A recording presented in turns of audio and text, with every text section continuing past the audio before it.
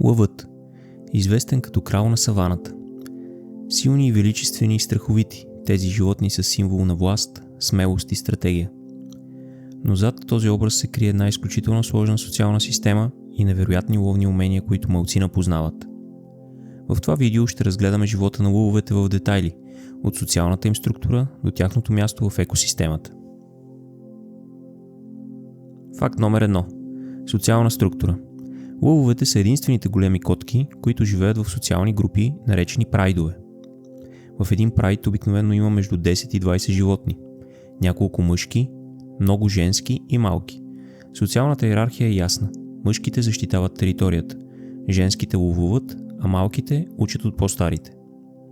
В прайда се наблюдава и кооперативна грижа за малките, което е рядко при други хищници. Тази организация позволява лъвовете да оцеляват в суровите условия на саваната.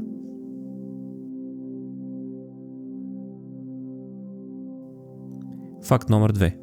Ловни умения. Основните ловци в прайда са женските лъвове, въпреки че мъжките са по-големи и по-силни. Те използват стратегия и сътрудничество. Обикновено заобикалят плячката от различни посоки, за да я блокират и уловят. Ловът може да продължи часове, като понякога женските чакат на засада, докато другите ги притискат към определена зона. Лъвовете могат да хванат антилопи, зебри и дори по-големи животни като биволи. Всеки лов изисква комуникация чрез жестове и тихи звуци, което показва тяхната интелигентност. Факт 3. Територия и защита.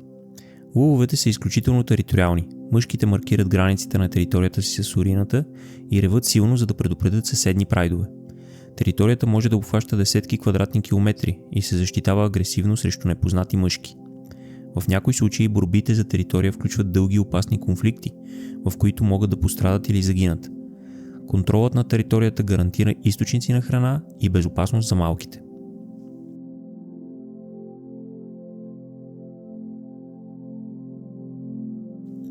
Факт номер 4. Комуникация. Лъвовете комуникират чрез разнообразни звуци – ревове, мъркане, стонове и различни вокализации. Ревът на мъжкия може да се чуе на повече от 8 км и служи за предупреждение и маркиране на територията.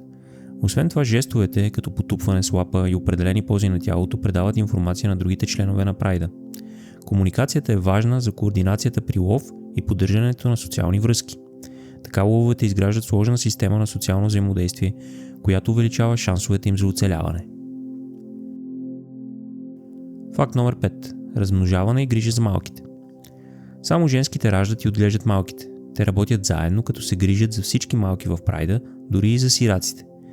Малките остават с майките си до около 2 години, когато се учат на лов и социални умения чрез игра и наблюдение. Женските също ги защитават от хищници като хиени и леопарди.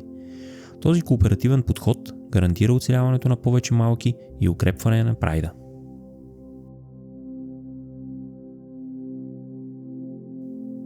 Факт номер 6. Лов на голяма плячка. Лъвовете могат да ловуват големи тревопасни като зебри, антилопи и биволи. Понякога за един улов е необходим целият прайд и стратегическо разпределение на ролите. Мъжките често се включват, като се налага сила, за да повалят по-едра плячка. Лъвовете използват както бързина, така и издръжливост. Първо за да подгонят, после за да изчакат точния момент за нападение. Всеки успешен лов е резултат от ум, опит и координация.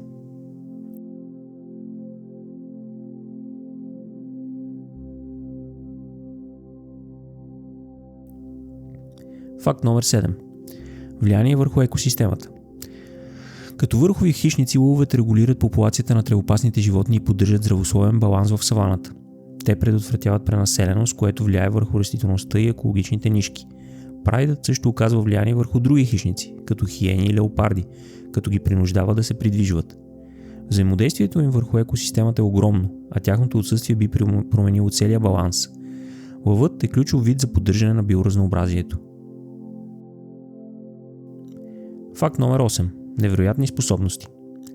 Лъвовете могат да развиват скорост до 80 км за кратки спринтове. Те скачат над 10 метра при нападение, а силата им е достатъчно да повалят животни много по-големи от тях. Зрението и слухът им са изключително развити, което им позволява да следят плячката си и да избегнат опасности. Интересно е, че лъвовете ловуват предимно през нощта използвайки тъмнината за прикритие. Това ги прави едни от най-ефективните хищници в Африка.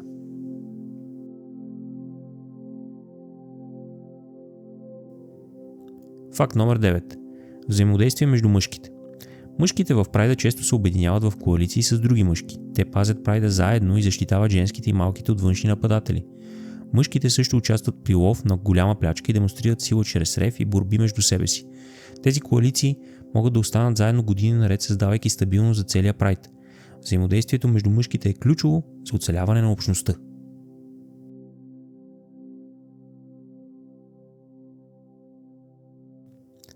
Факт номер 10. Митове и реалност. Лъвовете често се възприемат като просто силно и агресивни животни. В действителност те са интелигентни, стратегически мислещи и социални същества. Те използват комбинация от сила, координация и ум, за да оцелеят.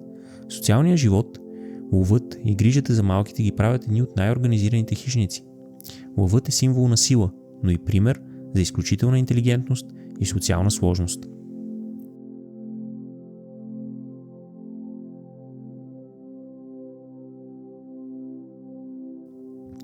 Лъвът не е само символ за сила, той е доказателство за сложността, красотата и интелигентността на дивата природа.